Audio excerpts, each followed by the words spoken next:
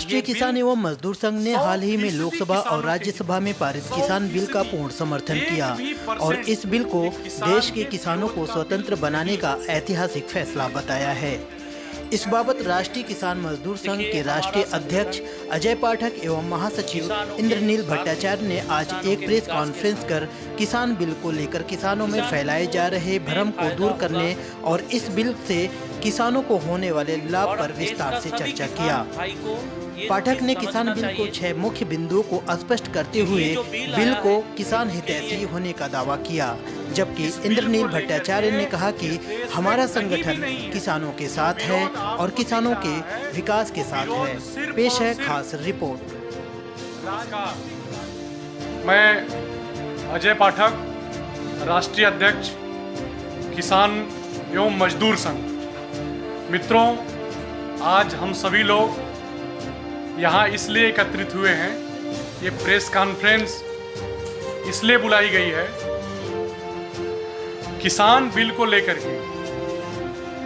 अभी दोनों सदनों से जो किसान बिल पारित हुआ और राष्ट्रपति जी ने उसको मंजूरी दी, उसी के चर्चा के लिए हम और आप यहाँ पे एकत्रित हुए हैं। हम और आप जानते हैं कि पिछले 40 सालों से हमारे देश में एक कानून चला आ रहा था। किसान अपने खून पसीने से अपनी जगह जमीन पे अनाज पैदा करता था, लेकिन वो अनाज पैदा करके जब मंडी में लेके जाता था, सुबह उठ करके मंडी में लेकर के वो जाता था। जो पास की मंडी होती थी उसमें अपना अनाज गाड़ी में, बैलगाड़ी में, ट्रैक्टर से, ट्राली से, अपनी साइकिल पे भर के लेकर के जाता था। लेकिन जो मंडी की व्यवस्था थी, वो मंडी की व्यवस्था, मंडी में पहुंचने के बाद मंडी के लोग चुपचाप होकर के इंतजार करते थे। इंतजार किस चीज का करते थे मित्रों? कि ये जो किसान आया है गांव से फसल लेकर के अपनी, जो 3 महीने 4 महीने अपनी फसल तैयार किया है अपने खून पसीने से, वो मंडी में बैठे बैठे जब वो थक जाएगा तब हम उसका सौदा करेंगे। तो क्या करते थे कि उस पे 5 से 7 दलाल होते हैं मंडी के अंदर, जिनको हम एजेंट के रूप में जानते हैं। वो किसानों के सब्र का इम्तिहान लेते थे कि कितनी देर वो इस मंडी में बैठ सकता है। अब किसान 1 घंटे, 2 घंटे, 4 घंटे, 6 घंटे, 8 घंटे तक बैठता था, कोई उसके पास आता नहीं था। मजबूरन किसान को दलालों के पास जाना पड़ता था। दलालों के पास जब किसान जाता था तो दलाल, एक किसान के ऊपर 4 से 5 दलाल आते थे। अब वो एजेंट जब किसान के पास आते थे तो बोलते, उसका दाम बोलते थे कि भैया आपका गेहूं 25 रुपए किलो है। 25 रुपए किलो के हिसाब से बोली लगाना चालू करते थे। एक 25 रुपए किलो लगाएगा, दूसरा 25 रुपए 5 पैसे बोलेगा, तीसरा 25 रुपए 10 पैसे बोलेगा, चौथा 25 रुपए 25 पैसे बोलेगा, पांचवा 25 रुपए 50 पैसे बोलेगा। अब 25 रुपए 50 पैसे बोल दिया, किसान को नहीं पड़ता है कि हम 25 रुपए 50 पैसे में अपना गेहूं इस मंडी में बेच के जाएंगे तो हमारी लागत ही नहीं निकल रही है। लेकिन उसकी मजबूरी है कि मंडी के अलावा कहीं उस अनाज को बाहर वो बेच नहीं सकता।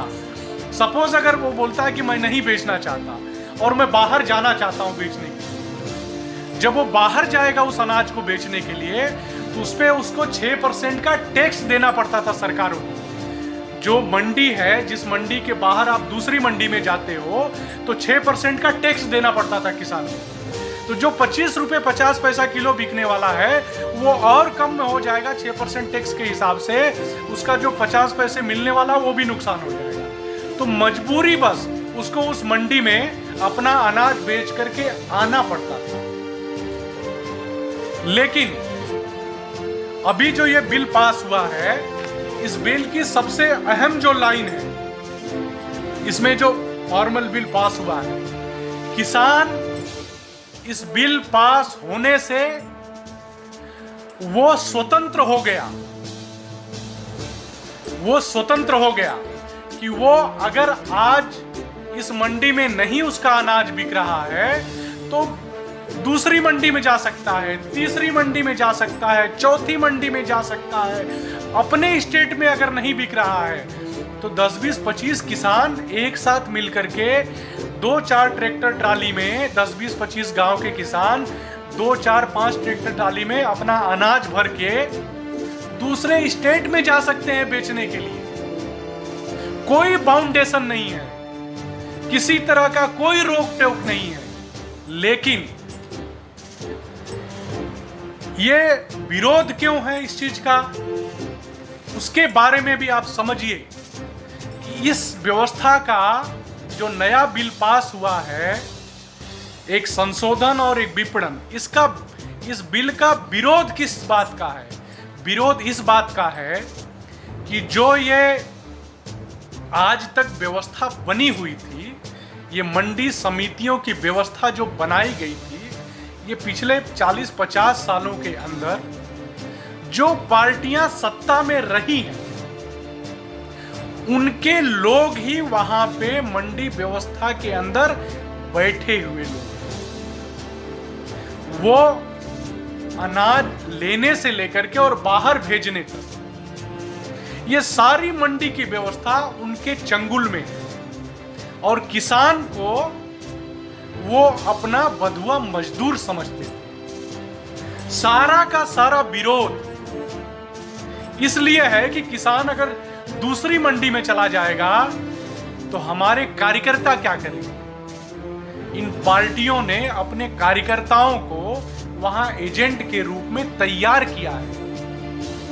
आप निकाल के देख लीजिए, मैं आपको एक चैलेंज करता हूं, किसी भी मंडी को निकाल करके देख लीजिए, अनाज मंडी या सब्जी मंडी में 90% किसी न किसी पार्टी से जुड़े हुए ही कार्यकर्ता हैं वहां, उनके पास ही वो व्यवस्था है। इसीलिए किसान आज के डेट में कहीं भी ना रोड पे निकल रहा है, ना आपने अभी दिल्ली के अंदर देखा होगा, अभी 4-5 दिन पहले इंडिया गेट के ऊपर ट्रैक्टर को जलाया गया। ये किसान कभी नहीं कर सकता। मैं किसान का पुत्र हूं। किसान अपने हल को, अपने जो खेत में इस्तेमाल होने वाली चीजें हैं उसको लक्ष्मी के रूप में पूजता है। हम जिन चीजों को, जो हमारा भरण पोषण करता है, जिसको हम आदर्श और लक्ष्मी के रूप में पूजते हैं, हम उसको जलाने का काम नहीं करते। ये जलाने वाले जो लोग हैं, इनकी मानसिकता उसी तरह की है। वो किसान नहीं है, वो बने हुए किसान है, वो दिखावे के किसान है, वो किसी पार्टी के कार्यकर्ता करके इस देश में कहीं भी नहीं है। जो विरोध आपको दिख रहा है वो विरोध सिर्फ और सिर्फ राजनीतिक पार्टी के कार्यकर्ताओं का है।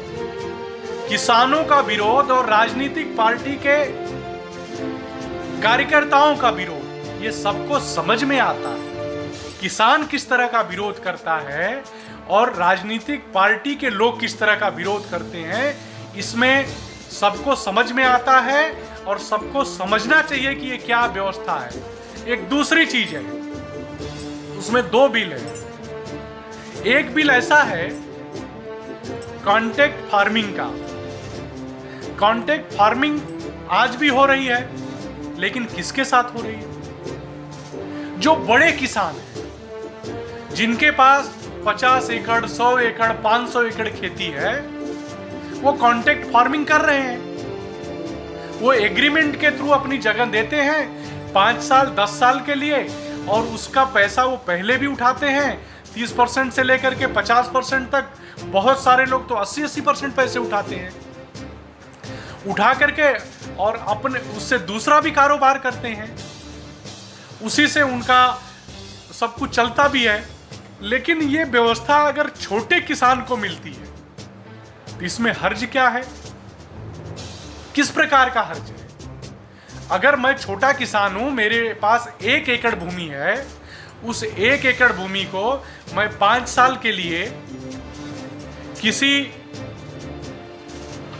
हमारे गांव के पास में जो अनाज का बड़ा व्यापारी है उसके साथ हम अगर एग्रीमेंट करते हैं, एग्रीमेंट करके अगर हम आज 3 साल का एग्रीमेंट करते हैं, हर साल हम 1 लाख रुपए का एग्रीमेंट उससे करते हैं और 1 लाख रुपया हम उससे 1.5 लाख रुपया हम उठा लेते हैं, तो आज हमको जो 1.5 लाख रुपया मिला है उससे तो हम अपने परिवार की, हमारे बच्चे की फीस की व्यवस्था कर सकते हैं, हम अपने परिवार की अदर व्यवस्था कर सकते हैं, या हम उससे कोई दूसरा बिजनेस स्टार्ट कर सकते हैं, या हम 1 एकड़ की जगह हम और 10 बिस्सा खेती खरीद सकते हैं उस 1.5 लाख रुपए से, और अपने बीज का जो पैसा है, बीज और पानी का, वो भी हम रख सकते हैं।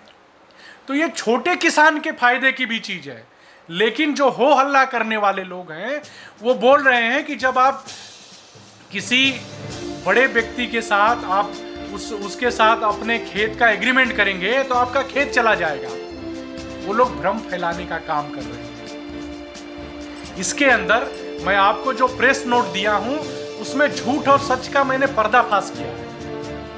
आप देखिएगा कि उसके अंदर मैंने सारी चीजें लिखी है कि कोई भी व्यक्ति, उसके अंदर ये क्लॉज भारत सरकार ने डाला है कि किसान जब चाहेगा तब उस एग्रीमेंट को खत्म कर सकता है। उस एग्रीमेंट को साहूकार नहीं खत्म कर सकता, उस एग्रीमेंट को किसान खत्म कर सकता है। उसको अगर 10 रुपया कोई ज्यादा दे रहा है तो उसके साथ एग्रीमेंट कर सकता है। तो मैं आप लोगों को यही बताने के लिए आज ये प्रेस कॉन्फ्रेंस का बुलाया गया है। इसका मकसद है कि जो देश में भ्रम फैला रहे हैं वो भ्रम दूर हो। और एक बात और बोल करके मैं अपनी बात को समाप्त करूंगा, फिर आपके सवाल जवाब जो होंगे उसका मैं दूंगा उत्तर। एक सबसे अहम जो बात है, जो लोग किसानों के लिए इतना हो हल्ला मचा रहे हैं, उन्होंने किसानों के लिए क्या किया है पिछले 70 सालों में, ये विचारणी है। आप एक चीज सोच के देखिए ना, जो आज विपक्ष के सबसे बड़े नेता के तौर पे अपने आप को पेश कर रहे हैं, उनको ये पता ही नहीं है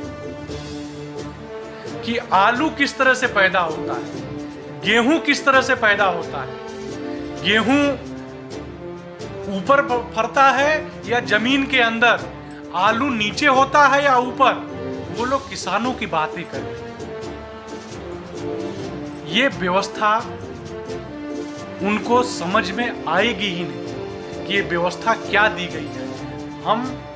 मेरा संगठन, ये जो बिल पास हुआ है, हम बीजेपी के साथ बहुत सारे मुद्दों पे हमारा विरोधाभास है, लेकिन इस मुद्दे पे, इस किसान बिल के मुद्दे पे हम पूरी तरह से आदरणीय प्रधानमंत्री जी के साथ में है। उन्होंने जो विजन दिया किसानों को, 1 लाख करोड़ रुपए का, अभी 15 दिन पहले उन्होंने जो कर्ज दिया किसानों को, उससे हमारा कृषि क्षेत्र में इंफ्रास्ट्रक्चर डेवलप होगा।